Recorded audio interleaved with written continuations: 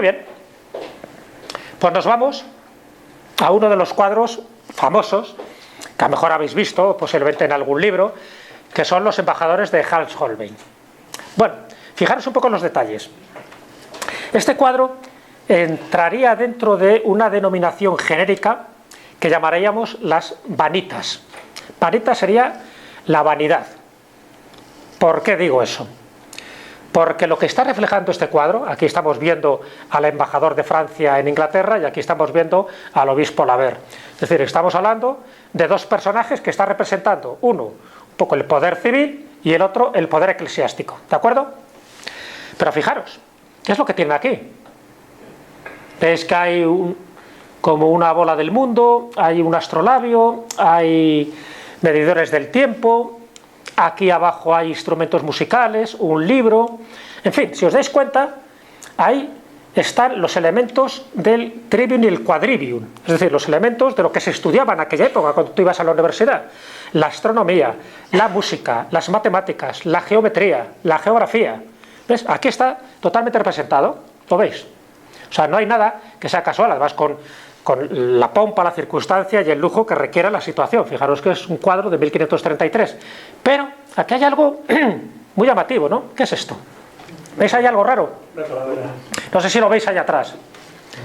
Esto es lo que se llama un hueso de sepia. Pero esto, técnicamente, tiene una palabra que se llama anamorfosis. Aquí está la vanidad. Porque todo esto que veis aquí, el lujo, el poder, la realeza, el papado, en fin, y sus distintos representantes, lo que nos está diciendo es ojito, ojito, porque todo es fugaz, porque el tiempo es limitado y todos estos conocimientos, al final, puede pasar lo que puede pasar, que se termina con la muerte. Entonces esa anamorfosis, que tú no la ves de una forma directa y lineal, la tienes que ver si colocaras aquí, por ejemplo, pues una cuchara, en fin, totalmente con la parte cóncava, o se te pones en un ángulo determinado para verlo, y lo que verías sería una calavera. Es decir, que lo que nos está diciendo Hans Holbein en este cuadro de los embajadores es que muy bien, que mucho lujo, mucho poder, mucho dinero, mucha influencia, pero al final la muerte iguala a todos. Entonces nos está dando un mensaje que no te lo está diciendo clarísimamente, porque te ha pintado ese hueso de sepia, que se llama, que en el fondo te está haciendo una referencia a la propia calavera. Si el cuadro lo tuviéramos aquí, yo lo podría ver desde aquí, desde esta lateral. Ahí vería esa sensación, esa calavera, y entonces cuando diría: atiza, ya sé lo que me está intentando transmitir Hans Holbein. ¿Lo veis? Curioso, ¿verdad? Muy bien.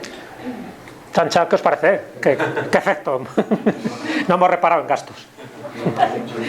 Bueno, nos vamos a Alfonso Valdés Leal, pintor sevillano, en una época convulsa de Sevilla. En Sevilla hubo una gran peste. En Sevilla, que era la ciudad más importante de esa época, hubo una peste en 1649, y de los 120.000 habitantes que tenía entonces, es decir, era la ciudad más poblada que había en España, entre otras cosas porque por allí, a través del Guadalquivir, venían todas las mercancías de América. Bueno, pues la ciudad más poblada, la más próspera, donde existía todo tipo de oportunidades, incluso de pillajes, ¿no? Porque claro, los ladrones también hacían su negocio. Bueno, pues la peste de 1649 arrasó al 50% de la población, mató a 60.000 personas.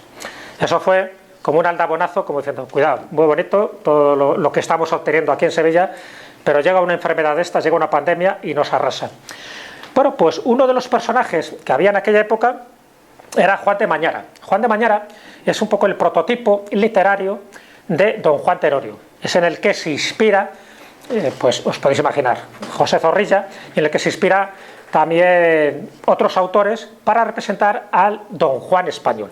Miguel de Mañara fue un calavera en sus épocas jóvenes, pero tuvo la desgracia que se le iba muriendo mucha gente. Se le iban muriendo sus padres, sus hermanos, su esposa, y llega un momento en que él tiene además unos encuentros, vamos a llamarles paranormales, y le transforma, le cambia su vida. Y él se da cuenta de eso, del tempus fugit, que el tiempo es limitado, que estamos aquí de paso y que si no ponemos en orden nuestra vida y nuestra alma, pues al final acabamos como acabamos. Y entonces encarga al pintor de moda de aquel momento. Bueno, en Sevilla había varios pintores de moda, ¿no? Lo que pasa es que dos de ellos estaban en Madrid. que uno de ellos os podéis imaginar que era Velázquez y el otro era Zurbarán. Y los que estaban en Sevilla era Murillo y luego estaba Alfonso Bas del Leal. Murillo cobraba mucho, ya era muy famoso. Entonces Juan de Mañara, cuando él crea el Hospital de la Caridad de Sevilla, un hospital que actualmente se puede ver, cuando él se transforma, cuando él cambia un poco la púrpura por los hábitos religiosos, ¿no? Porque él se hace hermano de esa misma cofradía, de ese hospital para menesterosos que él mismo creó, porque con el dinero que él tenía, porque tenía mucho dinero, dijo, bueno, pues todos aquellos que mueran sin tener una sepultura digna o que necesiten un mendrugo de pan, dice, yo les voy a ayudar. Y entonces crea ese Hospital de la Caridad en Sevilla. Y encarga a Valdés Leal dos cuadros que están en el sotocoro de este hospital, de la iglesia del hospital, de los más macabros que yo conozco. De hecho, los llaman los jeroglíficos de las postrimerías.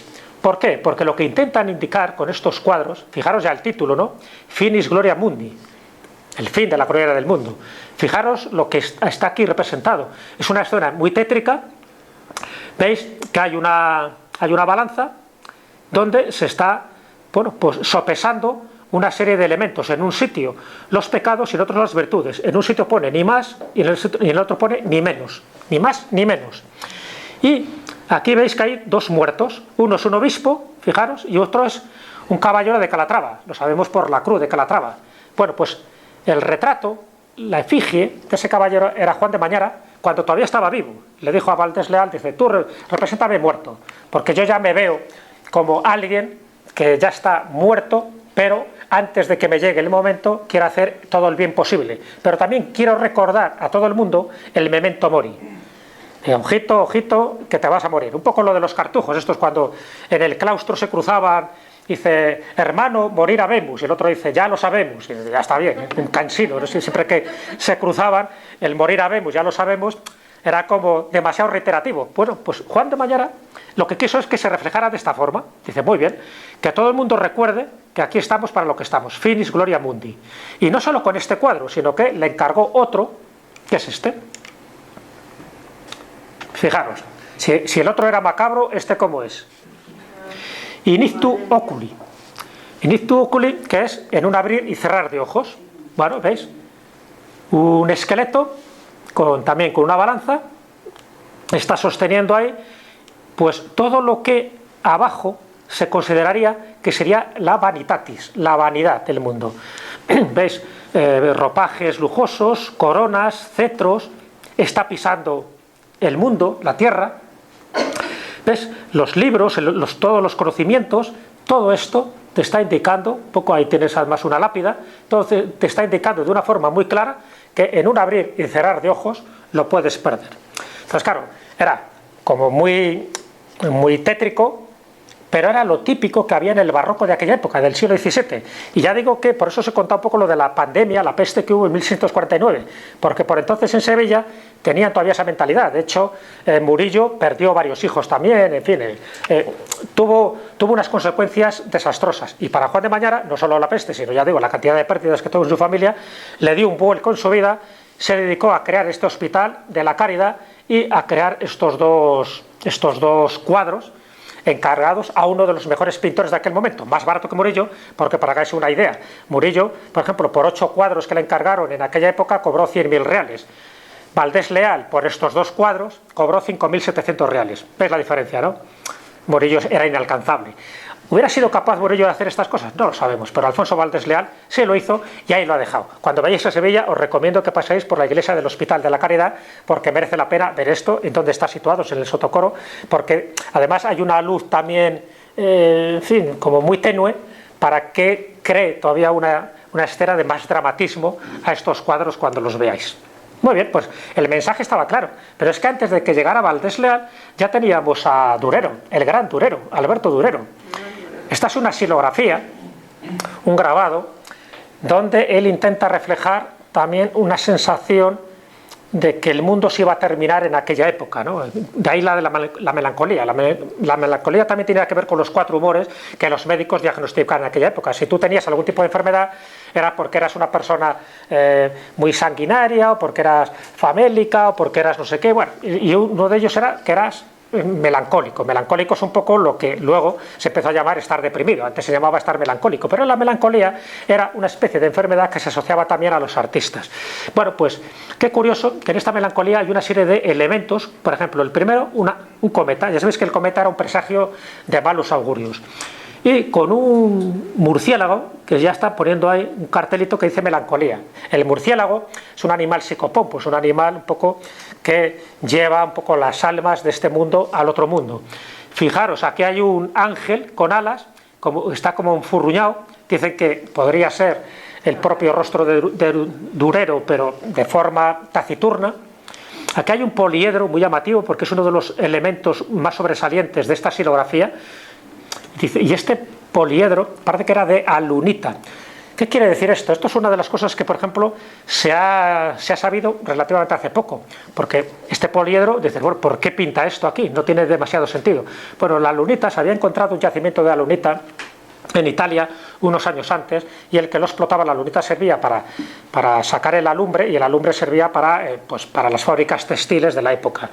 Y el que lo explotaba era la Iglesia, el Vaticano de aquel momento. Entonces parece que es una especie de crítica a ese poder eclesiástico del momento. Pero fijaros que hay muchos elementos también. Hay una escalera de 7 peldaños, tenemos aquí 4 clavos, con lo cual, aquí no lo veréis, pero bueno, en esta parte, lo digo para los de atrás, hay 4 clavos, quiere decir que para él, la crucifixión de Jesucristo, intervinieron 4 clavos.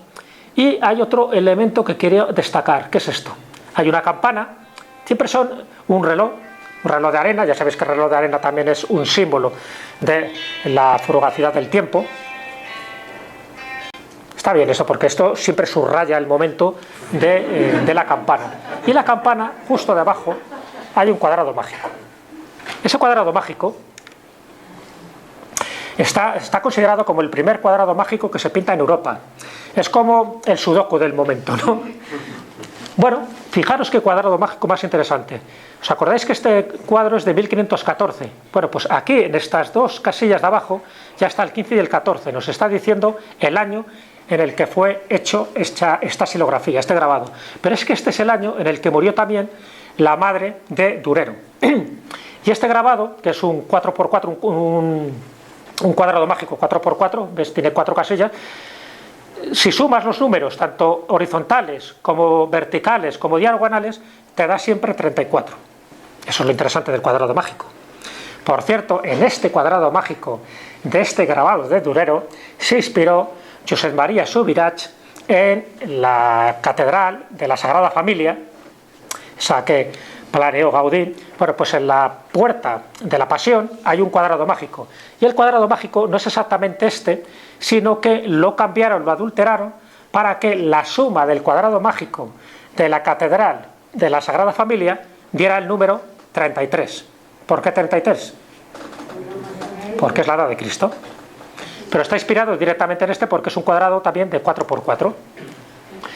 De hecho, Durero estaba tan obsesionado con el fin del mundo que él pensaba, esto es una acuarela que él hace después de un sueño bastante traumático que tuvo.